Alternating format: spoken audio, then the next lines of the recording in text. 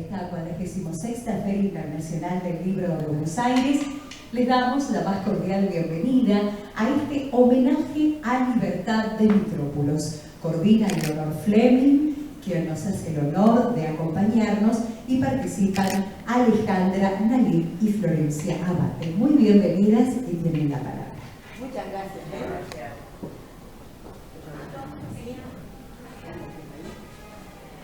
Bueno, incluso no sé si está prendido o no. Bueno, ya nos hemos saludado. Buenas tardes y bienvenidos a este homenaje a Libertad de Mitrópolos, que ha sido una escritora muy dedicada a su literatura y a su obra. Fue la mujer de un gran poeta, de Joaquín Giannuzzi, y los dos han sido definitivos en el ambiente literario de Buenos Aires.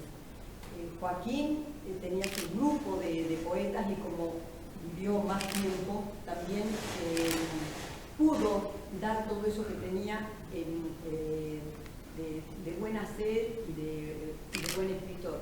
Y Libertad, además de ser una excelente escritora, ha sido una persona muy preocupada, con un carácter fuerte, expansivo y muy buena amiga.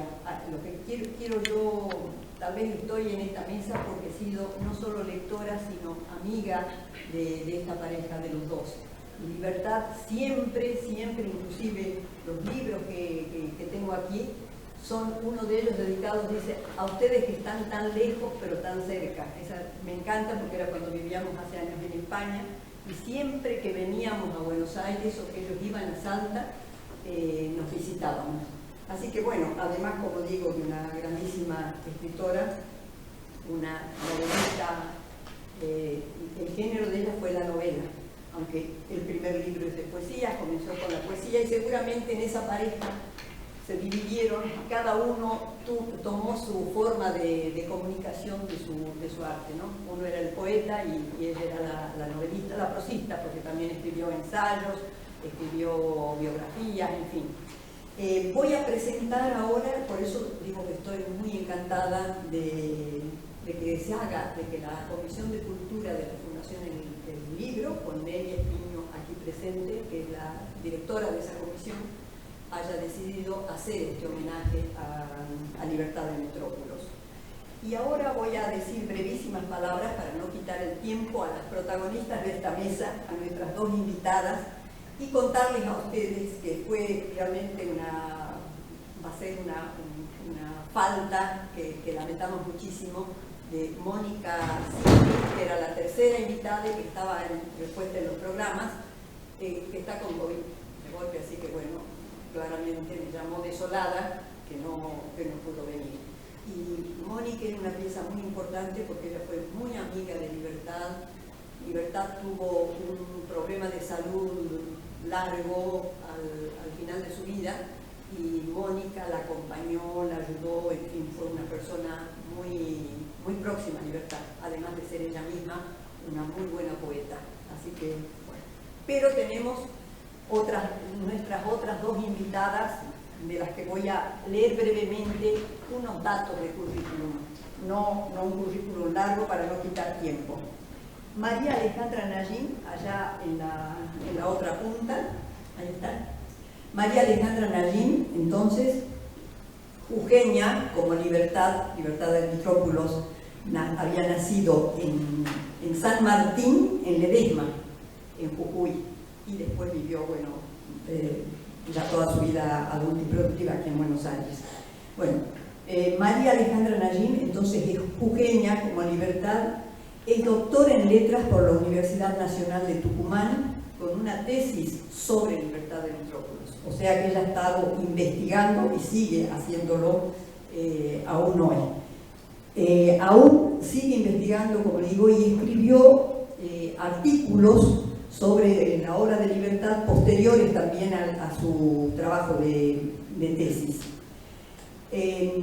También va a incluir en esa publicación, va a incluir un trabajo sobre una de las obras póstumas Mama Coca, que escribió Libertad en el 2013, ya cuando ese trabajo de tesis estaba hecho. Es dueña de una nutrida trayectoria académica. Alejandra Najim ha estado y ha visitado varias de las universidades del norte con actividad y con estudios al principio y después con actividad académica luego. Obtuvo los títulos de profesor en letras por la Universidad Nacional de Tucumán, licenciada por la Universidad Nacional de Jujuy y además tiene postdoctorados por la Universidad Nacional de Cuyo. Bueno, del norte y sí, también de Cuyo, justamente. En la Universidad de Jujuy actualmente es profesora de literatura argentina, directora de un posgrado, una maestría en estudios literarios de fronteras, o sea que está dedicada justamente a la literatura de ese norte.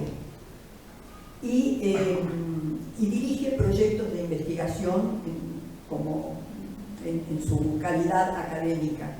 Ha participado como investigadora principal en varias publicaciones académicas sobre la literatura del noroeste argentino y ha publicado artículos, porque ya por su trayectoria justamente en revistas especializadas. O sea que Alejandra Najim nos va a hablar desde esa mirada académica y muy puntualmente con su doctorado sobre la obra de Libertad. Y aquí en el centro, Florencia Abate, muy bienvenida, que también tiene su doctorado en letra por la Universidad de Buenos Aires. Ella es de Buenos Aires, porteña, ¿no? Sí. Porteña, nació en Buenos Aires y es investigadora del CONICET. Y es autora de más de una docena de libros. Yo esperaba una persona un poco mayor y digo, qué juventud para semejante currículum. Sí. Bueno, tuvo, además de sus libros, conocida periodista cultural y activa participante en movimientos reivindicativos de lo femenino y de otras hierbas, para decirlo de alguna manera. Tuvo becas y residencias y estancias como investigadora y escritora y profesora también en el extranjero, muchas. Ha tenido en esto muchísimo mérito porque has ido y has vuelto por muchas. Por ejemplo, la beca de la Fundación Antorchas, que la llevó al Canadá. Una residencia como escritora y profesora en Hannover, en los Estados Unidos. Beca del Servicio Exterior de Alemania en el Instituto Iberoamericano de Berlín, cosa que te envidio muchísimo, la biblioteca esa. Ahí yo encontré los autores salteños que no están en las bibliotecas, no digo de Buenos Aires, no están en las bibliotecas de Salta, libros de Aparicio, yo en esa época estaba ahí, es una de las bibliotecas yo creo más perfectas de lo latinoamericano, ¿no? Bueno, tuvo también la beca Fulbright, que la llevó a Berkeley, donde presentó su ensayo Biblioteca Feminista, su obra más difundida y publicada por Planeta y que ha sido reeditada en distintos países, ¿no? Creo que es una de las obras más difundidas realmente.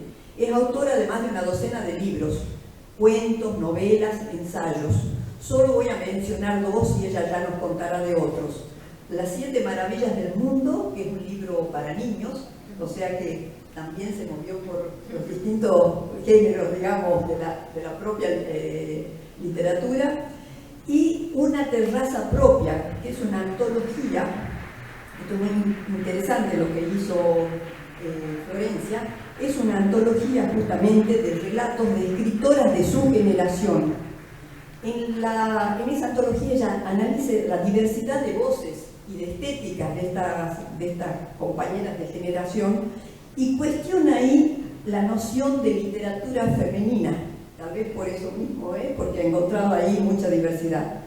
Conocida periodista cultural en los principales medios de Buenos Aires, La Nación, en la N de Clarín, en Radar de Página 12, también en El País del Uruguay, en el diario El País, ¿no?, del Uruguay, y en revistas culturales de México, de España, en fin. Por eso digo, muy joven para semejante trayectoria. Como periodista cultural, que estábamos viendo eso, además además de todo este trabajo, sigue ella escribiendo y publicando permanentemente, y bueno, ahora tenemos el gran gusto de tenerla entre nosotros para hablar de libertad. Y Mónica Sifrin, que no vino, ya dije eso, pero lo único que querría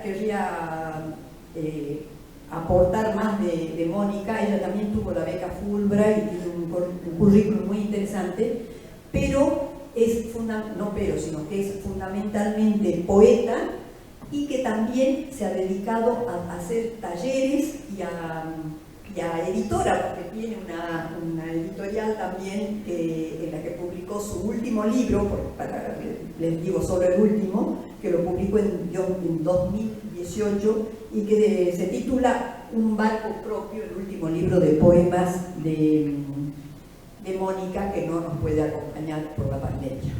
Buenas tardes, muchísimas gracias, Leonor, por la invitación y a la Fundación Lito por esta convocatoria. Realmente estar aquí en la Feria del Libro y hablar sobre la literatura de Libertad de Dimitrópulos, a la que no solamente estudié para el doctorado, sino que es una de nuestras escritoras favoritas en literatura argentina y en literatura del NOA, en donde los estudiantes y también en la maestría siguen enamorándose de su obra y creen que es una de las propulsoras de muchas temáticas de avanzada. Un poquito eso yo traté ahora de sistematizar y de puntear en realidad para esta charla. Y yo quería comenzar con un epígrafe de su último poema, de este primer libro de Libertad, de Muerte, Animal y Perfume, que, como decía Leonor, fue el único texto poético, y después, ¿no?, su desarrollo fue más bien en la narrativa, que es el género que yo estudié en realidad. Tengo un dolor telaraña y un sentimiento cuaresma. El dolor está en la caña y el sentimiento en Ledesma. Hace 15 años estudié toda la novelística de Libertad de Dimitrópulos, una escritora jujeña con la que sentí que las memorias de la tierra azucarera como la mía, yo también soy de un ingenio azucarero, nada más que de la esperanza, eran hilos de una narrativa que se tejía con sus vivencias y terrores, con la diversidad de su gente y sus decires, con sus perfumes y pimpines de los carnavales, con la caña y el trapiche de un ramal caliente.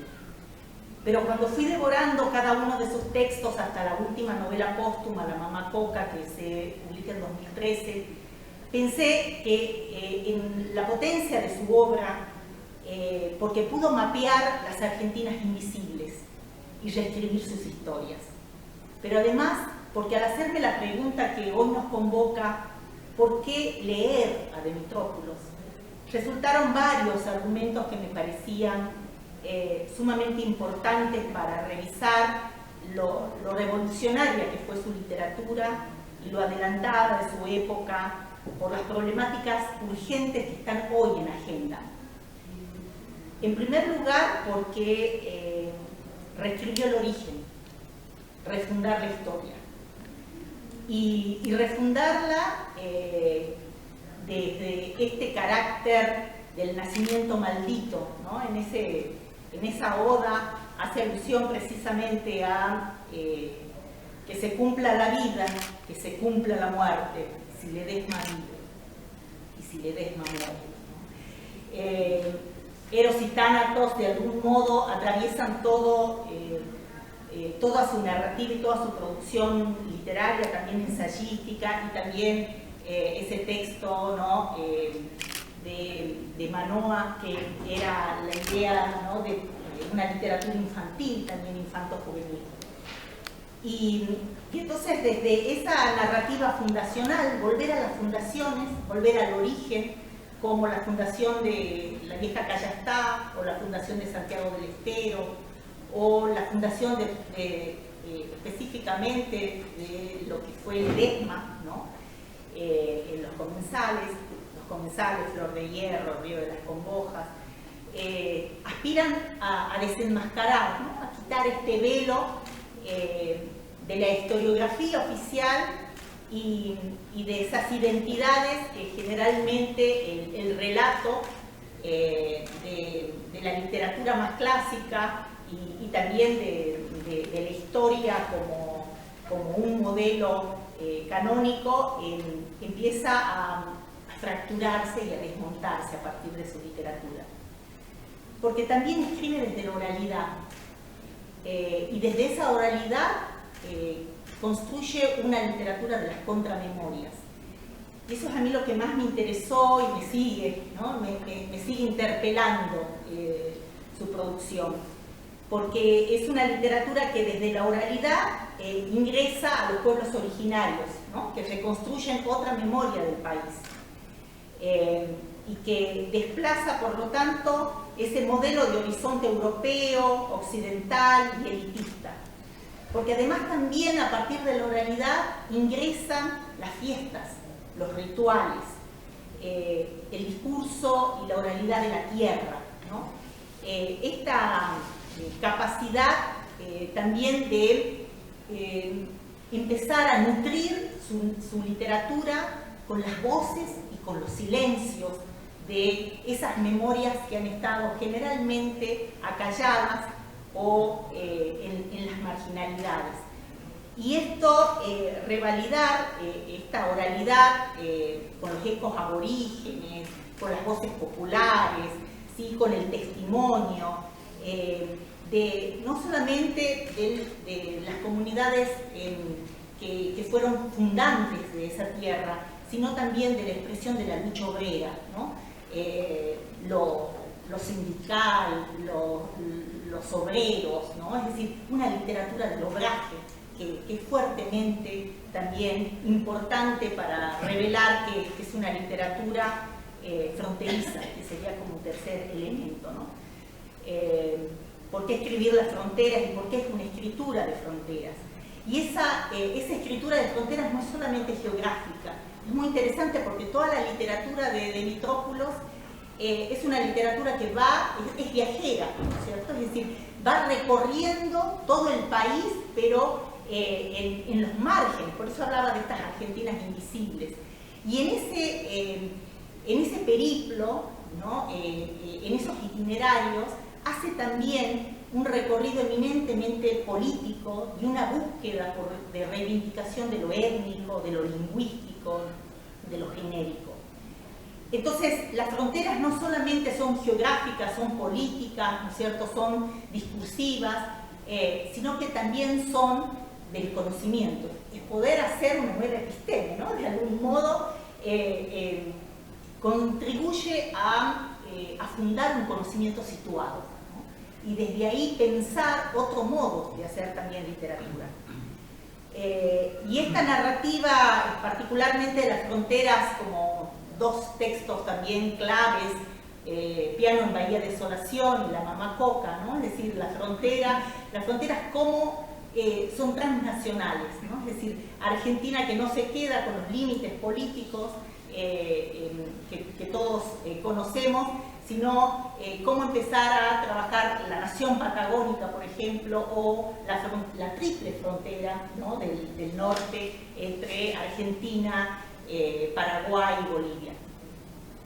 Y cómo la frontera es, como dice ella en su última novela, es purgación, es estado de crisálida, es el intervalo que separa de lo absoluto y la fulguración, ¿no? Y es necesario cruzarlas. Es morir y transfigurarse para recobrar la lucidez, la embriaguez de lo múltiple, ¿no? Esta idea de la diversidad que enriquece su literatura. En cuarto lugar, ¿por qué leer? Porque incluye a las minorías, porque es una escritora inclusiva, ¿no? de esa diversidad latinoamericana. Ella decía en una entrevista: mi literatura está hecha de marginales. Esos son para mí los verdaderos protagonistas que nunca recogió la historiografía. Las comunidades originarias, los mestizos, los negros, las otredades, ¿no?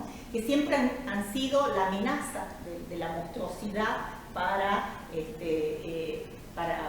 nuestro país, para la representación de nuestro imaginario. ¿Por qué más? Porque escribe en clave de género, porque elige la mujer ¿sí?, como una de las referentes y una de las voces también protagónicas en su literatura. Y trata de poder sortear ese estereotipo, ¿no?, femenino. Es decir, la fragilidad, la pasividad, la debilidad, la maternidad, la figura protectora, bueno, todo esto va en realidad a denunciar para ofrecer, en cambio, ¿sí?, una mujer que habla desde la cultura del malestar, ¿no?, es decir, una mujer en disidencia.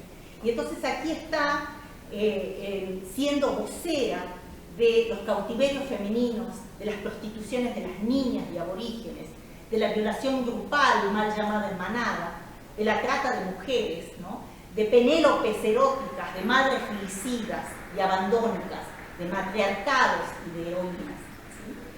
Entonces, mujeres que son disfuncionales al sistema, y que de alguna manera hablan desde esas rarezas y desde esas imposturas. ¿Por qué más? Porque escribe desde una literatura política, es una literatura crítica del poder. Toda su obra es una metáfora contra los autoritarismos y las dictaduras imperialistas, militares, pero también económicas, ¿no? Y ya desde las obras que han estado relacionadas al ingenio Ledesma, precisamente fue la denuncia de estos grandes monopolios de la industrialización. Una literatura de lucha y revolución, una escritura por la justicia social, en la que los nadies, ¿no?, los desclasados, los subalternos, son los que tienen también ese protagonismo. Así hay dos novelas que son clave en esto. Una es Los comensales y otra es Sabotaje, ¿no?, al álbum familiar, en que la figura particularmente de los obreros, de la mano de obra barata que eran los aborígenes, pero también de los sujetos gremialistas, ¿no?, que van a ser también sujetos mestizos, ¿no?, que van a revolucionar y se van a convertir en figuras emblemáticas de la resistencia. ¿Por qué más? Porque hace una literatura de la tierra, ¿no?, una memoria territorial, como dice Tizón, ¿no? No hay la memoria siempre es situada. Y de alguna manera es una adelantada para una ecoliteratura, ¿no? En Piano de Bahía Desolación trabaja precisamente con la crisis del cambio climático y de la guerra futura, ¿no?, que va a ser la defensa del agua en el Cono Sur. Porque también manifiesta una literatura de la violencia, la escritura narco, ¿no?, el tráfico de drogas, pero también el tráfico de mujeres. La Mamá Coca especialmente aborda, no solo la triple frontera de Argentina, Paraguay y Bolivia, sino también cómo esa frontera es el espacio del delito, ¿no?, del tráfico de la droga, pero es también el tráfico del chineo, ¿no? Esta idea de las mujeres y especialmente de las niñas y púberes que van a vender su cuerpo como acto de supervivencia. Una escritura en síntesis de y por la libertad, como su nombre, ¿no? Que si bien desarrolló toda su carrera, particularmente en la narrativa, como decía Leonor, tuvo una gran potencia la sensibilidad de la poesía. Y creo que la poesía sigue siendo viva, ¿no?, en toda su obra. Y en este sentido quise traer para cerrar un texto que se publicó en la revista El Duende, que la dirigía otro poeta jujeño, Alejandro Carrizo, otro ledesmense, que se llama Madre Antigua y que se publicó en mayo, la escribió en mayo del 76, o sea, también un año clave. Y es todo un texto autobiográfico que va hablando desde ese ingenio que garabateaba el cielo, ¿no?, mucho antes del nacimiento del pueblo, del tren, de la compostura y de los surcos, y va hablando de esa abuela, de Gualdina Soria, ¿no?, luego de Fabiola Soria, silenciosa, hija tuya, quien heriste sin lástima. Después vino la nieta, la maestra, quien te amó a través de sus discípulos y que murió solitaria. Y luego viene ella y dice: yo que fui arrojada como un bólido Amo tus furiosas entrañas sin remedio. Tengo una íntima pantalla cinematográfica donde están grabados tus chacos, matorrales, silbos de pájaros, voces de chaguancos, lilas del cielo que a la tarde enturbian vómitos de las chimeneas del ingenio. Sé la historia de tus árboles, conozco muchos olores que dejan tajamares y hombres. Nunca te alejarás de mi latido.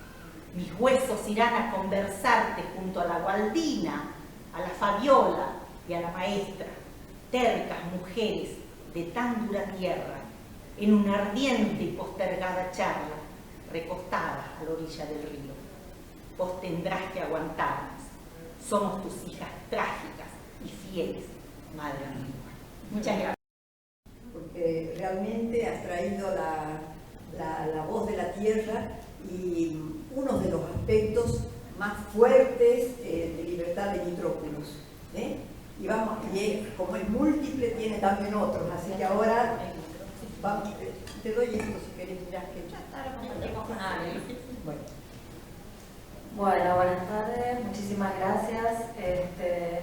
Bueno, ante todo quiero decir que me conmovió esta invitación porque me parece que es un gesto a subrayar de la Fundación El Libro y de la comisión haber organizado en esta feria un homenaje a Libertad, que no es una autora masiva, todo lo contrario, es una autora que no es muy conocida, es una autora que hay que difundir y que, bueno, diversas personas, como Alejandra, como yo, bueno, como Nora Domínguez, Alicia Poderti, Silvia Tieffenberg, bueno, Mónica, ¿no? Sí. Señalé. Y también algunos hombres, hay que decirlo, como Ricardo Piglia, que fue el que motorizó la reedición de su obra más importante, de su novela Río de las Congojas, en una editorial tan importante como el Fondo de Cultura Económica, y una colección que dirigía él, y la prologó con un prólogo estupendo, muy lindo, muy breve y muy justo para hablar de la obra de Libertad. Quiero decir, es una autora como de culto, ¿no? Un poco entre gente que se dedica un poco a la literatura, ¿no? Como un público, y que quizá el público masivo no llega nunca a enterarse de su existencia, ¿no? Y sabemos que, bueno, la feria tiene que entender también eventos masivos porque es mucha la gente que circula, y sin embargo me parece también muy valioso poder abrir estos espacios que son justamente para hacer conocer, ¿no? Para difundir obras que quizá no están difundidas, ¿no? Así que, bueno, la verdad es que me sorprendió y dije, bueno, qué lindo, ¿no? Que Libertad llegue a la feria, ¿no? Finalmente también lo sentí como un reconocimiento a todo el trabajo de todas estas personas que durante tantos años tratamos de poner a Libertad en el lugar que creemos que se merece, que es un lugar importante de la historia de nuestra literatura, ¿no? De la historia de la literatura argentina. Sabemos que, digamos, el llamado canon, por así decir, ha tendido a ser un canon más bien masculino, ¿no? Si uno le pregunta a casi cualquier persona, bueno, ¿quiénes son los escritores más importantes? Va a decir, bueno, Borges, Cortázar, Arte, ¿no? A lo mejor Marechal, pero es raro, ¿no? Que se acuerden de las mujeres.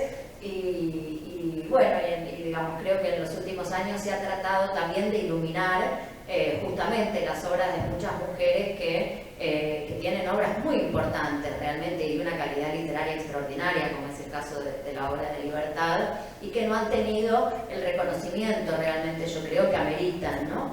En el caso de Libertad, también hay que decir que ella fue como una denodada cultora de bajo perfil autoral, ¿no? No fue una persona, ella tiene una frase que dice, bueno, Libertad en el año, su novela Río de las Congojas, que es su novela más importante, se publicó en el año 81, si mal no recuerdo, pero luego en el 96 Ediciones del DOC, que es una pequeña editorial en donde publicaba también su poesía Joaquín Giannuzzi, su marido, decidió reeditar, ¿no? Esta novela, y ahí ella ganó el premio Boris Vian, que es un premio muy lindo porque que yo creo que ella debe haber valorado porque a ella no le interesaban las cosas muy de mercado, pero el premio Boris Vian es un premio que dan los propios escritores, y la verdad es que tenía un jurado divino, ¿no? de lujo, de primera línea, y entonces, bueno, fue como un reconocimiento de sus pares, ¿no? Bueno, y en esta oportunidad, que ya fue cerca del final de su vida, porque Libertad estaba muy enferma y murió al año siguiente o al otro. Este homenaje fue en el 90, a fines del 96, una cosa así. Ella dice: nunca rondé los espacios del marketing, ni frecuenté las pasarelas sociales, ni las luces mediáticas. Soy una escritora solitaria, ¿no? Y si bien Libertad, bueno, se mudó primero, nació en Ledesma, en un pequeño pueblo de Jujuy, del pueblo del famoso ingenio Ledesma, ¿no? Después se trasladó a la capital para estudiar y después se trasladó a Buenos Aires para estudiar la carrera de letras en la UBA, y aquí en Buenos Aires conoció a Janus y se casó, pero siempre, yo creo, permaneció, al menos en su alma literaria, muy unida, ¿no? Por eso también a la literatura del norte, a la cultura del norte, y eso se ve a sus novelas, esta América mestiza, ¿no? Un poco que decía Alejandra, porque ella la mamó de alguna manera, porque creció en el norte, ¿no? Y eso también la hacía una autora un poco como que toda la cosa del exitismo porteño, ¿no? La cosa ¿no? que sabemos que tiene el ambiente literario de Buenos Aires, no era de su mayor agrado, por así decir. Entonces, bueno, se sumaron todo, ¿no? Una cierta forma de ser de ella, una ética literaria, porque también podemos decir que es una cierta ética, querer mantenerse al margen de las presiones del mercado y de todas esas cosas, sumado a que, bueno, era una mujer que escribía sobre tópicos que en ese momento no estaban en boga, ¿no? Como decía Alejandra, en realidad, claro, ahora la vemos como una precursora a Libertad, ¿no? Porque Libertad, toda su obra es, digamos, tiene estas heroínas mujeres, ¿no? Tiene toda una preocupación por las mujeres de las clases populares, incluso yo diría, ¿no? Por la situación de la mujer en el mundo, ¿no? Por la diferencia de oportunidades de las mujeres y más de las mujeres de las provincias, ¿no? O de clases no adineradas, ¿no? También tiene una preocupación por esta cuestión, ¿no? De los pueblos originarios, por el mestizaje, ¿no? Que de nuestra historia, que son todos temas, y bueno, hay una mirada como muy federalista, ¿no? Porque sus novelas ninguna transcurre en Buenos Aires, todas transcurren en distintas provincias. Entonces, esta cualidad de su obra, que hoy la vemos como una anticipada a muchos temas de los que se habla hoy, en su momento la hacían más bien ser relegada, porque la literatura canónica era una literatura muy porteña, ¿no? Muy intelectual también, siempre los principales autores de nuestro canon es un tipo de literatura muy intelectual, ¿no? Y la literatura de ella no lo es, ¿no? Trabaja como incluso con cosas muy sentimentales, ¿no? Y bueno, y entonces digo, y además centrada en las mujeres. Entonces ninguno de sus tópicos, de sus intereses, coincidía mucho con los intereses del establishment literario, ¿no? Entonces, bueno, a partir de digamos que, no sé, yo le pondría el año 2013, por ahí, y a partir de que se empezó a hablar más de todos estos temas, ¿no? A cuestionar más la cuestión de las mujeres, de los pueblos originarios, del centralismo porteño, hubo como una revalorización de su obra que también llevó a que se reeditaran sus libros, porque el otro problema con los escritores es que cuando nuestros libros pasan unos años, ya después no se consiguen en ningún lado, digamos, la literatura, los autores viven gracias a las reediciones. Si no, no hay manera de mantener un autor vivo. La única manera es hacer que el libro esté en la librería y alguien lo vea y diga, siempre estamos los obsesivos que compramos en los hados, que vamos a la pesca de la rareza perdida, ¿no? Pero digo, en general para el público, ¿no? Necesitamos llegar a las librerías. Entonces, bueno, en particular Río de las Congojas, que es su novela principal, se reeditó en el Fondo de Cultura Económica, que es una editorial muy grande y se consigue, y algunas de sus otras obras se reeditaron en editoriales pequeñas, como por ejemplo Sabotaje en el álbum familiar, una de sus novelas se reeditó en la Universidad de Mar del Plata, ¿no? Bueno, en fin, ahora están en Mercado Libre, se consiguen sus otras novelas, ¿no?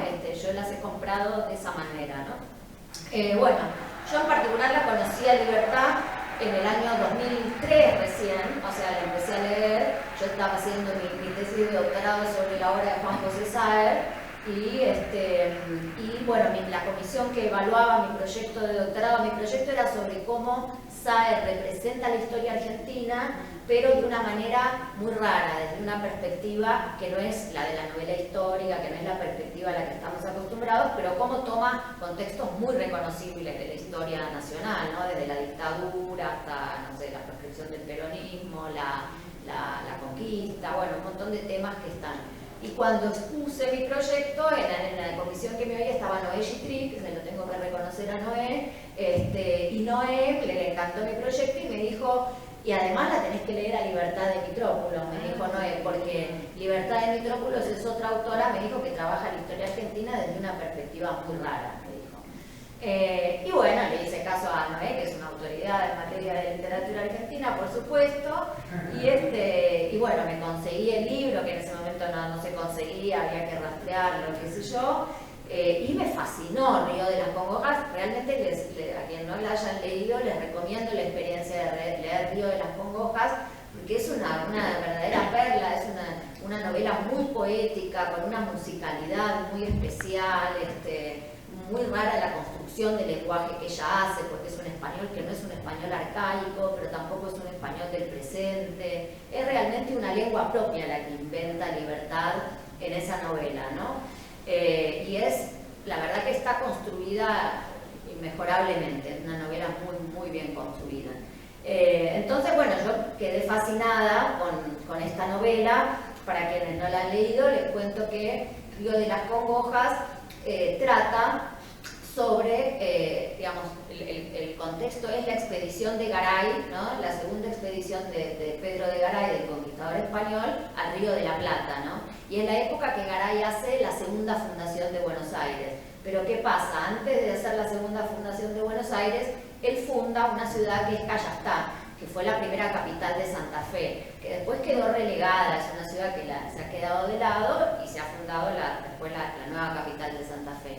Entonces, Garay, ¿qué hace? Garay, digamos, recluta un montón de mestizos que bajan de Asunción del Paraguay a acompañarlo en la guerra contra los indios, ¿no? A fundar la ciudad. Y una vez que la funda, traiciona a los mestizos, porque finalmente no les da derechos políticos en la nueva ciudad, no les da tierras, no les da nada, entonces los mestizos quedan en la pobreza total. Y no solo que no les da nada, sino que Garay se va de esa ciudad a fundar Buenos Aires, porque se dan cuenta que el Río de la Plata es un río mejor que el Paraná para el comercio, ¿no? Entonces, por eso se llama Río de las Congojas. El río es el río Paraná, que está congojado de alguna manera porque fue dejado de lado por el Río de la Plata, ¿no? Entonces, esto lo cuento porque es muy importante, porque Libertad trabaja sobre, yo diría, sobre aquello que el progreso va dejando a su paso, ¿no? Sobre las ruinas que quedan del progreso, ¿no? Entonces, es este pueblo ahí que queda perdido, los mestizos que cuando se va Garay quieren hacer una insurrección y los aplastan, los derrotan, y el personaje principal, el narrador, que es un mestizo que se llama Blas de Acuña, dice: yo me quedé a acompañar a mis muertos, ¿no? Porque sus muertos son estos mestizos que murieron en la insurrección, ¿no? Que fueron fusilados. Y la heroína es una mujer de la que Garay está enamorado, que se llama María Muratore, que es hija de una criolla y de un traficante de esclavos portugués, ¿no? Y abandonada por su padre, no reconocida por su padre, y la madre que se dedica a la prostitución, tampoco le da mucha bolilla. Entonces ella quiere ser libre. Este es el conflicto interior de la protagonista, es que ella quiere ser libre y no puede ser libre porque es mujer, básicamente, en ese contexto. Entonces tiene dos opciones: o casarse o prostituirse, básicamente, en ese contexto. Casarse para salir de la pobreza, ¿no? Porque las mujeres en ese momento no podían acceder a un buen trabajo, o bueno, trabajar de prostitutas. Y ella no quiere casarse, no quiere tener hijos, no quiere prostituirse. Entonces, bueno, no les voy a contar, no les voy a spoilear, como se dice ahora, el final de la novela, pero hay un triángulo también amoroso porque este mestizo tampoco es muy favorecido en la sociedad. Entonces, le han legado una chacra, pero también se le han legado a otra mujer que se llama Isabel Descalzo. Entonces él medio está como condenado a casarse con esta Isabel, los dos, para tener la chacra esta, y finalmente se casan. Y Isabel que es una ama de casa, costurera, ¿no? Una mujer mucho más tradicional. Esto también es muy lindo de Libertad, porque no es una perspectiva, por así decir, feminista que desprecia a la ama de casa, sino que esta ama de casa es fundamental porque es ella quien va a tener, digamos, a conservar la memoria de María Muratore, que muere, ¿no? La heroína muere luchando y esta Isabel les transmite a sus hijos, que tiene un montón de hijos, un legado de libertad, ¿no? Y ese legado de libertad es la historia de María Muratore, ¿no? Entonces, gracias a Isabel Descalzo, que es la ama de casa, queda el recuerdo de esta luchadora, de esta mujer luchadora que fue María Muratore. Y esto para mí es muy importante en la obra de Libertad porque digamos que la historia, digamos, si pensamos en la historia y la memoria es lo escrito, ¿no? Lo que queda escrito, y la memoria es lo oral, ¿no? Y de la historia escrita, digamos, se ha borrado muchas veces a muchos personajes de la historia, ¿no? Bertolt Brecht tiene un poema muy lindo, ¿no? Que dice: ¿quién construyó Tebas? La de las 7 puertas, ¿no? En los libros solo figuran los reyes, pero ¿quiénes acarrearon los bloques de piedra, ¿no? Entonces, esta idea, bueno, ¿quiénes son los trabajadores? ¿Quiénes son los que fundaron las ciudades? ¿Garay o también los mestizos que estuvieron ahí arriesgando la vida, ¿no? Entonces, las novelas de Libertad recuerdan a estos luchadores y luchadoras anónimas, ¿no? ¿Y cómo se recuerda? Se recuerda a través de la memoria, de los descendientes de la memoria. ¿A quiénes se recuerda? Y a los que no quedaron en la historia escrita, en la historia oficial, ¿no? Entonces, esto es una característica de la obra de ella. En otra novela donde esto se ve, que es una novela muy linda que también les recomiendo, se llama, todos los títulos de las novelas de Libertad hay que decir que son hermosos, pues Río de las Cocojas, Sabotaje en el álbum familiar, Un piano en Bahía Desolación. Bueno, este nombre es, yo ya cuando dije un piano en Bahía Desolación me lo compré. Y Un piano en Bahía Desolación también es un libro hermoso porque es durante, digamos, la consolidación del Estado-Nación argentino. A Libertad le gustaba mucho la historia y la política, evidentemente, ¿no? Son novelas sobre historia y política. Entonces es la campaña de Roca en la Patagonia, el exterminio de los indios, y es cuando, digamos, en 1889, por ahí no, en 1899 transcurre la novela, es cuando finalmente se terminó esa campaña, digamos, una cosa así, y Roca viaja a la Patagonia a reunirse con el presidente de Chile para sellar los últimos acuerdos geográficos, territoriales, ¿no? Y sobre todo para instalar ahí, digamos, la economía ganadera en la región, que después van a ser los grandes terratenientes ganaderos los que van a concentrar la economía de la región. ¿Y quiénes son los perdedores ahí, los que el progreso deja a su paso? Y son las tribus que estaban ahí, los nómades, los marineros, ¿no? Y todos esos son los personajes de esta novela, ¿no? ¿Y quién es la protagonista? Bueno, la protagonista es una inmigrante inglesa, pobre, nacida en Liverpool, en Inglaterra, en una familia muy pobre, que su madre la manda con la esperanza de que acá encuentre un tipo con el que casarse y gane mucha plata, y qué sé yo, pero que en realidad viene traída con un engaño, porque en realidad ella fue vendida a un ganadero austríaco que lo que va a hacer es explotarla, usarla en una especie de criadero de ovejas y de chanchos para el trabajo, explotarla, digamos, laboral y sexualmente, ¿no? La verdad es que es muy vanguardista en este tema que elige, porque como dice Alejandra, ¿no? Es como hablar de la trata en ese momento, cuando publica esta novela, ¿no? Y entonces, bueno, esta Nancy viene ahí y finalmente ella está con este tipo que la viola, que tiene un peón, que lo termina matando al marido, qué sé yo, y después la buscan a ella como si fuera responsable de la muerte del marido, porque el marido tiene deuda, se ve obligada a prostituirse. De nuevo, es digamos, las pocas oportunidades que tienen las mujeres pobres, ¿no? Concretamente, como al igual que en la novela anterior. Y ella es muy linda, la historia también es muy para esa época, porque finalmente un tipo que es un gay, que se escapó de su pueblo porque le pegaban, porque era homosexual, y que sé yo, tiene un bar en el puerto de Punta Arenas, que es donde transcurre, y la contrata para tocar el piano en el bar. Y tocar el piano era lo que su madre le había enseñado en Inglaterra, lo único que ella había traído como... Entonces es muy linda, también muy poética la historia, por eso se llama Un piano en Bahía Desolación, ¿no? Y aparecen también las Bahía Desolación, es un lugar donde quedan como unos pueblos, no sé si son onas, ¿no? Mezcla de onas y yagán, ¿no? A donde va uno de los personajes y él es un porteño que tiene hijos con las indias que están ahí. Entonces de nuevo el mestizaje, porque lo que viene ahí es la peste, ¿no? Porque es la manera en que se terminan de extinguir también, ¿no? Los indígenas de la región, porque el blanco los traen la peste y se empiezan a contagiar la fiebre amarilla, ¿no? Y van muriendo. ¿Estamos gustados? No, estamos bien. Bueno, entonces, nuevamente está esta América mestiza, ¿no? Estos mestizos que sobreviven. Y nuevamente la cuestión de los derrotados, porque es en el mismo momento que la nación se constituye y hay un discurso triunfal, ¿no? La consolidación, digamos, del proyecto de nación de la generación del 80, ¿no? Una Argentina fundada en base a la inmigración, ¿no? Y esto es todo como lo contrario, lo que ella dice, bueno, pero también está toda esta gente que estaba acá viviendo, estos nómades, ¿no? Entonces, bueno, es una novela muy interesante. Y la otra novela de la que quiero hablar es Sabotaje en el álbum familiar.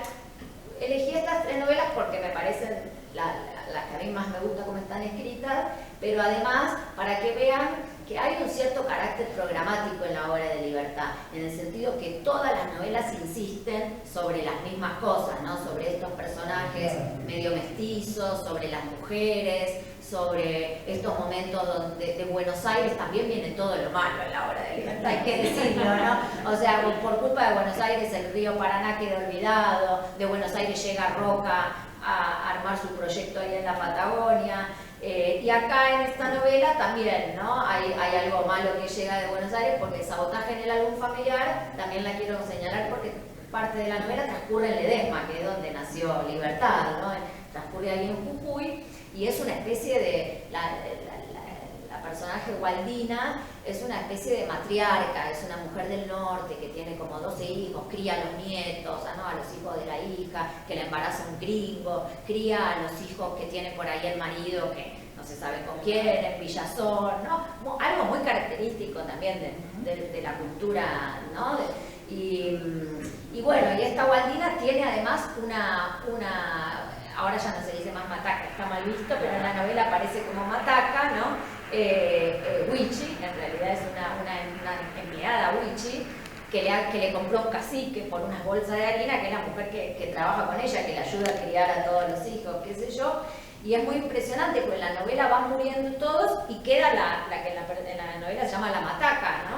Y el final de la novela es increíble porque esta mataca había sido violada por el blanco y tenía un hijo mestizo que la despreciaba por ser indígena, ¿no? Y el hijo es un borracho, es un desastre y se cae a un pozo. Y la novela termina con ella diciendo que se pudre en el pozo, yo no lo voy a rescatar, ¿no? O sea que es como una especie de venganza de los oprimidos, ¿no? Que son los personajes de la obra de Libertad. Pero además de eso hay otra subtrama, que es que uno de estos hijos no reconocidos del marido de esta Gualdina tiene una historia de amor con una de las hijas legítimas, o sea, son medio hermanos, ¿no? Y se enamoran. Entonces la madre le dice, no, lo echa de la casa al chico. Entonces se llama Manuel. Y este personaje se va a Tucumán y empieza a trabajar en un ingenio azucarero de Tucumán. ¿Y qué pasa? Viene el golpe de Aramburu, ¿no? Y viene Onganía y todo el proyecto económico hace que tiende a destruir los pequeños ingenios de Tucumán, ¿no? Se echan a todos los trabajadores, ¿no? Bueno, de ahí viene el tucumanazo, ¿no? O sea, ya después, unos años más adelante, Tucumán Arde, ¿no? Que fue una muestra de artistas. Hubo un conflicto, un nivel de conflicto social muy grande en Tucumán por la pérdida de puestos de trabajo, porque la economía se concentró. ¿Y a quiénes benefició esa concentración de la economía? A los grandes ingenios de Jujuy y Salta, ¿no? Entre ellos al ingenio Ledesma, que aparece ahí como el ingenio que está dando vueltas en este pueblo donde vive esta. Entonces este muchacho se va a trabajar a Tucumán, se queda sin trabajo y se sindicaliza. Se mete en la FOTIA, que es la Federación Obrera Tucumana de Trabajadores del Azúcar, ¿no? De la industria azucarera. Y se va a Buenos Aires, primero se va como se fueron un montón a buscar trabajo, ¿no? Y ahí se integra la resistencia peronista durante el gobierno de Ocaña. Hay que decir que Libertad era peronista, también hay que decirlo porque es muy importante en su vida. Entonces, bueno, la novela un poco trabaja sobre estas dos historias, la historia de Jujuy en Ledesma y estas mujeres que quedan ahí, estas mujeres que han trabajado tanto, ¿no? Que crían hijos, trabajan, ¿no? Son todos, madre, padre, capataz de estancia, ¿no? Y también la historia política de este muchacho que se va a Buenos Aires, este obrero trabajador de la campesino del azúcar, acá era obrero porque estaba contratado, y que lo terminan matando en Buenos Aires, ¿no? Ahí aparece un personaje histórico que es John William Cook en Buenos Aires, que parte organizando de la resistencia peronista en la que este muchacho se involucra, ¿no? Entonces, bueno, quiero decir, son tristes las novelas de Libertad en realidad, porque en esos sentidos son como lo contrario de las novelas históricas rosas, porque termina todo mal, ¿no? O sea, en realidad, claro, el río de las Congojas, o sea, el río queda ahí olvidado, la ciudad se desmembra, el mestizo queda ahí melancólicamente, María Moratore muere, un piano en Bahía de Desolación, la inmigrante inglesa se tiene que volver a Inglaterra, llega la fiebre amarilla, acá lo matan al militante que se va, o sea, es triste. Y sin embargo, esto es lo interesante, me parece que hay una ética en la obra de Libertad que es la ética de la derrota, o sea, porque es como una literatura también contra el exitismo, ¿no? Hay un texto muy lindo de Walter Benjamin que dice: la tradición de los oprimidos, ¿no?, nos enseña que la lucha no se nutre de la imagen del futuro, del progreso que va a venir. La lucha se nutre del recuerdo, de la memoria de los antepasados oprimidos, de todos los que nos preceden y se murieron, ¿no? Y por eso queremos liberar, ¿no? Queremos liberar también porque es una manera de hacer justicia por todos esos, ¿no?, que vivieron esa opresión, ¿no? Y hay algo en la obra de Libertad que tiene que ver con esta mirada, ¿no?, de la derrota también, ¿no?, y de la revancha, ¿no?, que tiene que venir luego de una derrota, ¿no? Ahí me acordaba ayer de una frase, Ernest Hemingway y Fitzgerald, ¿no?, que no se llevaban muy bien. Pero después un escritor cuenta que cuando fue a visitar a Hemingway, Fitzgerald ya había muerto y tenía una dedicatoria, algo así, pero que lo que decía básicamente era como: Ernest habla, ¿no?, Hemingway habla desde la autoridad que da el éxito, pero yo hablo desde la autoridad que da el fracaso, ¿no? Y es muy linda la frase, pero me gusta mucho el concepto de que hay una autoridad del fracaso, una autoridad de la derrota, ¿no? O sea, que otros hayan triunfado y hayan escrito la historia oficial no significa, ¿no?, que no haya una autoridad, un saber, un legado, una ética que deja para las siguientes generaciones quienes perdieron, ¿no?, quienes fueron derrotados, ¿no? Y digo, y esto lo podemos llevar a muchas luchas, ¿no?, que no triunfaron, pero que sin embargo dejaron un legado de valores, ¿no?, de cosas que después son reivindicadas por otra generación, ¿no? Bueno, y para ir cerrando, también quiero decir que bueno, Libertad eso, tenía una mirada muy, como que el canon argentino era muy masculino, lo cual es cierto, ¿no? Es cierto también en cuanto a sus personajes, ¿no? Si uno piensa en los personajes femeninos de la literatura argentina, muchos son medio como entelequias, hay que decirlo, de las que hablan, por ejemplo, no sé, Beatriz Viterbo en el Aleph, ¿qué sabemos de ella? Sabemos lo que dice Borges. ¿Qué sabemos de Solve en Adán Buenos Aires de Marechal? Nada, es una entidad sagrada de la que el personaje se enamora, pero una cosa muy etérea, ¿no?, intangible, ¿no? Hasta la maga en Rayuela es medio, no sé, digo, Libertad lo que hace es darle a las protagonistas femeninas de nuestra literatura carnadura, cuerpo, sufrimiento, cosas que les pasan, ¿no? Y también son lo contrario de estas mujeres idealizadas, ¿no? Son como y son también eso, como decía, las mujeres de las clases populares, ¿no? Digo, habla de estas mujeres que están en el campo, ¿no? Como un tipo de personaje que no estaba representado en nuestra literatura, ¿no? Entonces, si ella decía a las escritoras escritoras actuales les toca desarmar y volver a dar forma desde su palabra propia, lavar en el papel donde otros han escrito sobre ellas y ocupar esos espacios que quedan en blanco en el discurso masculino. Borrar ese discurso prestado, decía, revisar el propio yo, ¿no?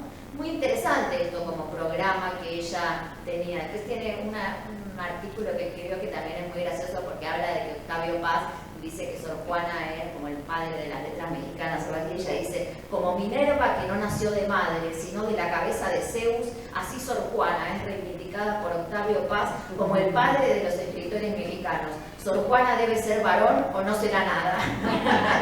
¿Por qué no la madre, ¿no?, de los escritores? Y después, en otra de sus columnas, habla de Juan Filiol, un escritor que no sé si conocen, un escritor que tenía como 23 libros cuando murió, y ella dice, en estos días se habló de Filiol porque cumplió 101 años, y no por ser un gran escritor. Dice, el periodismo frívolo lo mencionó como un fenómeno de la naturaleza.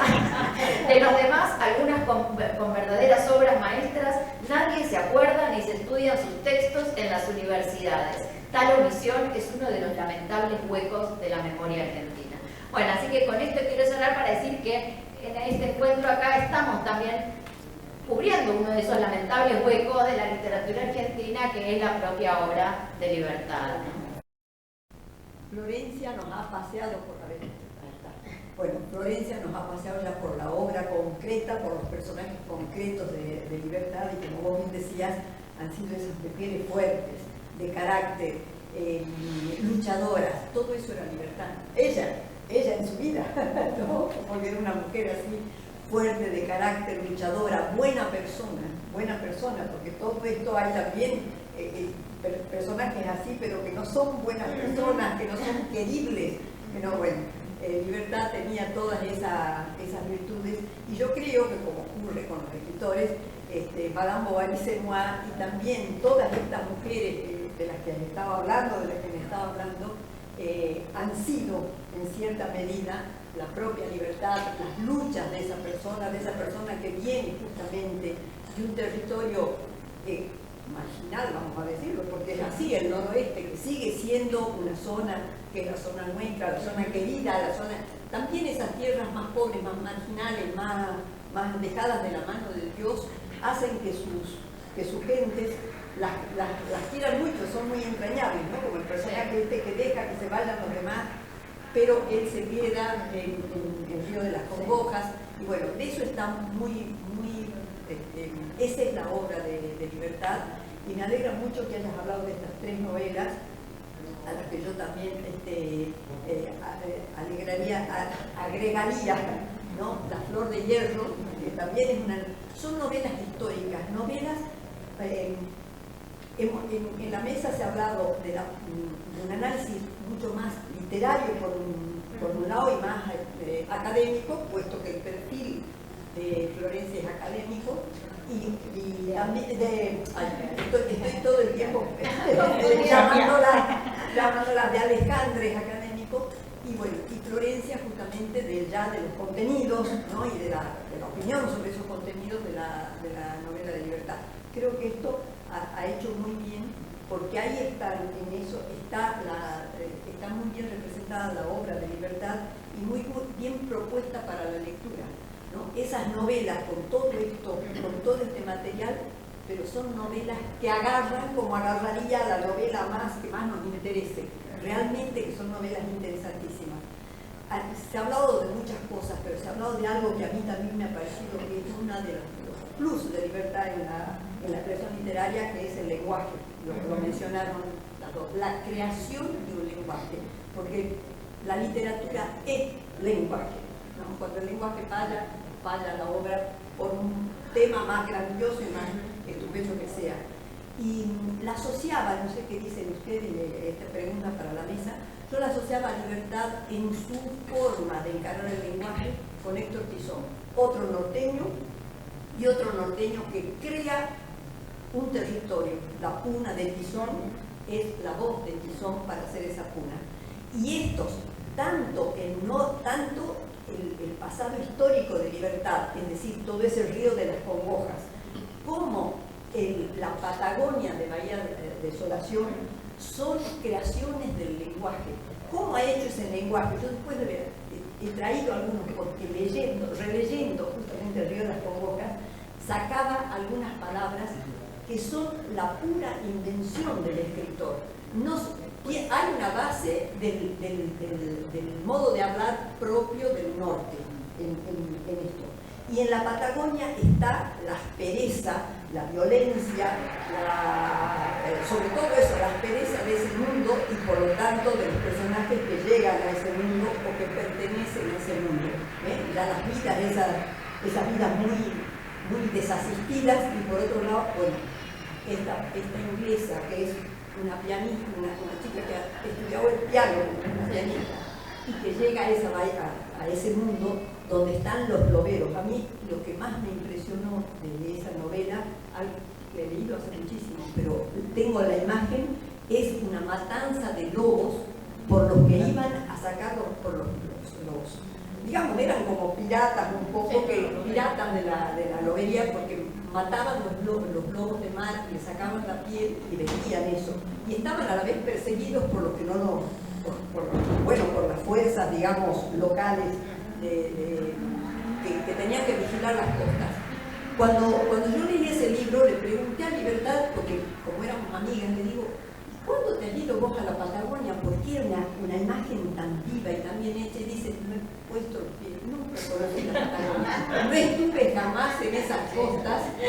Es la pura, claro, la invención, la imaginación y el lenguaje para contarlo. ¿Sí? Leyó mucho. Claro. Sí, ella me dijo, para las memorias de los fundadores. Claro, de muchos de los ingleses que fueron por ahí, seguro. Claro. Ella se informaba muy bien y para las novelas históricas también está el contexto histórico muy bien dado. Pero quiero decir, imaginar y mostrar la violencia, la fuerza y además uno está viendo esa escena. Léanla y van a ver que son novelas, además de buenísimas, entretenidísimas. Todo esto porque a veces nosotros damos así un panorama como muy de desarticular y analizar y parece que no es algo de leer con todo el placer y de no poder dejarla, porque eso pasa con las novelas estas, ¿no? Y cuando la asociaba a Tizón, veía yo cómo han formado con ese contexto del lenguaje, en el caso cuando cuenta lo del norte, con el lenguaje ese norteño que hay, un lenguaje con algunos arcaísmos, pero sobre todo con unas formas locales de hablar, pero con la invención, ¿no? Toman ese lenguaje, tienen todas sus lecturas de literatura, de buena literatura, como todo escritor es un buen lector, ¿no? Y además con las herramientas que ellos mismos se hacen para narrar. Y yo ahí veía cómo los mismos términos, o algunos términos que ni siquiera son regionales, los adaptan y les dan el matiz un poco arcaico, un poco regional, un poco para hacer esas palabras. Si me permiten ustedes, porque esto tomé nota así a la corrida el otro día que estaba leyendo pedazos de los libros para esta mesa, a ver si yo he traído esas notas o no. Bueno, en borradores totales, ¿no? Por ejemplo, decía, los personajes que están hablando, el naranjo frutecía, el naranjo, el árbol del naranjo, ¿no? ¿Puede el hombre entre los lloveres abandonar su tierra por la lluvia, ¿no? Los lloveres, frutecía, ¿puede el hombre sin menoscabo, la palabra menoscabo es nuestra, pero puesta ahí, sin menoscabo, darse a las cobardías? Es decir, puede ser cobarde. En fin, toda esa forma de armar nuevas palabras en palabras que ya existen. El bosque respetaba sus orillares, en vez de orilla, sus orillares, los orillares del camino, ¿no? El bosque no avanzaba, respetaba los orillares. ¿Dónde fue que dejaron sus alcurnias estos personajes? El onde, ese es sí, una palabra no solo norteña, sino bien campesina, rural, digamos, ¿no? ¿Dónde fue ese onde? Aparece por muchos lados, entonces está dando, ya nos mete absolutamente en el espacio. Casi no necesita describirlo, porque las descripciones son muy buenas, sino el lenguaje está formando el espacio de la literatura, ¿no? Dice él, la tanteza de este cuerpo, por el tamaño grande, bueno, una cantidad, ¿no? Andaba una chalana por el por el lomo del río, ya las metáforas también que hacen, ¿no? Le estamos viendo a esa barcaza por el lomo del río. Después, ¿quién fue María Muratore? ¿No? Dice, tuvo el antes y los despuéses, ¿no? Toda esta, no sigo porque, pero a mí me maravillaba esa capacidad de creación, de recreación con palabras comunes nuestras y demás, para dar el ambiente ese arcaico y para dar ese clima histórico que es lo que están hablando. Esto lo he sacado de acá, del Río de las Congojas. Pero en todas las novelas tiene esa creación. Que además revelan la densidad del tiempo, ¿no? Tal cual. Ese tiempo que también sigue, está vivo, ¿no? Y entonces lo mismo pasa con el espacio. Los espacios se construyen en zonas poéticas que van más allá de lo territorial, ¿no? Claro. Como decías vos con Tizón, uno se constituye en un lugar simbólico. Claro. Y recién esto que decía, bueno, ese lenguaje poético, yo a veces tengo miedo de decir lenguaje poético porque en general se confunde con un lenguaje un poco etéreo, rosado, no sé cómo decirlo, ¿no? Pero este es un lenguaje fuerte porque los personajes y todas las historias son duras, fuertes, ásperas. Es el mundo que le gusta a Libertad, ¿no? Y yo ahí la veo a Libertad, porque ella es una mujer fuerte.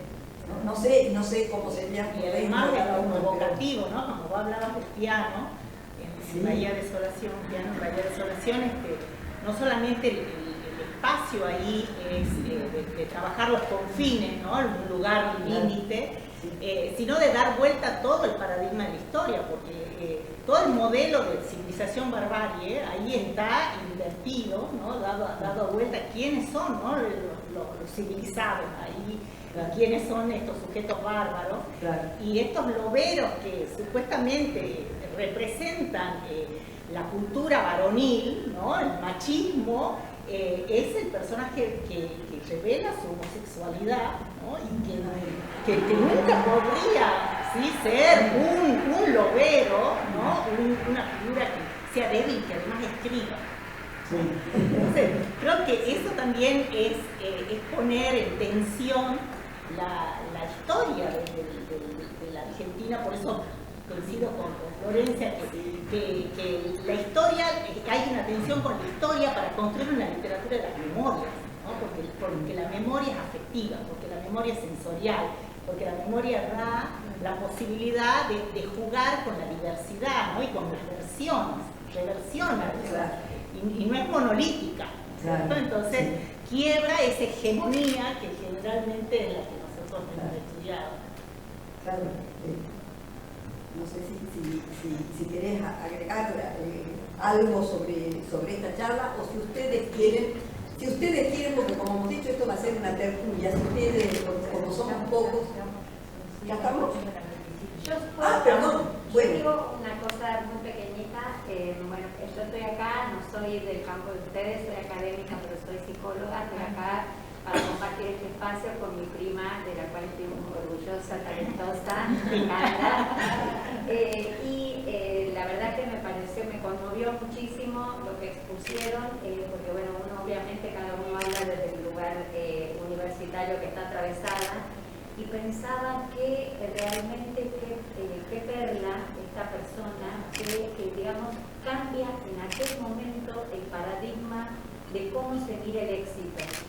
Nosotros como terapeutas o como psicoanalíticos sabemos que la felicidad completa no existe, que todos los finales felices y rosas son también utópicos, y esa mirada en campo, porque una cosa es mirarlo hoy así y otra cosa es mirarlo así en su época. Entonces, digamos, construir paradigmas cuando vos estás en una época que atiende todo lo contrario como paradigma, digamos, del momento, la verdad que es una proeza increíble, porque es una visionaria. porque inclusive no hasta muchos años, y no todos actualmente, siguen, digamos, adhiriendo a los finales felices o las novelas rosas y desprestigiando, porque siempre la historia la escriben los que ganan, y desprestigiando toda una gran parte que hizo posible esa historia. Así que bueno, la felicito, a mí me conmovió, la por verdad, eso lo que me contaron, porque no la conocía. Muy lindo lo que decís. Yo también subrayaba esto porque a veces cuando se recupera un autor o una autora que no ha tenido como el suficiente reconocimiento, siempre se dice: vamos a hacer justicia con esta persona, que no, y parece que esa persona vivió toda su vida desesperada por lo que no tenía, envidiando a los que tenían éxito, ¿no? Y en realidad hay escritores y escritoras, mismo Saer también lo podemos poner en ese sentido como Libertad, que nunca se murieron por estar ahí en esto que ella llama lo frívolo, ¿no? Pero Entonces, su dice propia así, elección, vivieron como eligieron. claro, eso no significa que obviamente cualquier persona que escribe, llegado el momento de su obra, para cualquier persona que escribe, porque siempre se escribe para los demás también, obviamente un cierto reconocimiento es deseable, y creo que no hay nadie, yo lo he entrevistado a Saer y él me dijo, no, por supuesto, un cierto reconocimiento, aunque sea que no sea masivo, para uno si dedicó toda su vida a escribir y puso todo su deseo ahí, por supuesto que importa lo que dicen otros, ¿no? Pero eso no quiere decir que todo el mundo tenga que tener, porque a veces la sociedad nos hace creer que todos tenemos que tener el mismo tipo de éxito, y ahora con las redes se ve muy fuerte, ¿no? ¿Qué te hacen los seguidores que tenés? Hay gente que no le gusta estar en las redes todo el tiempo. Yo misma, no sé, me tuve que abrir un Instagram por un libro y eso trabajo, hay que estar todos los días subiendo el videito. Yo estoy viendo, no sé, las cataratas, me gusta ver las cataratas, me gusta vivir la experiencia, no pensar en sacarme la foto para que alguien vea que yo viví la experiencia, ¿no? Entonces, en ese sentido también vivimos en una ciudad que impone una idea de éxito y hace creer que todo el mundo debería desear eso, pero lo que yo quería decir es que Libertad no solamente no tuvo éxito porque era mujer, porque escribía sobre cosas, sino que también tuvo cierto éxito porque nunca le interesó buscarlo tampoco, ¿no? Ese tipo de éxito. Por eso digo, que lo distingo de un reconocimiento que es otra cosa, ¿no? Que mantenerle un autor, leerlo. Así que bueno, eso.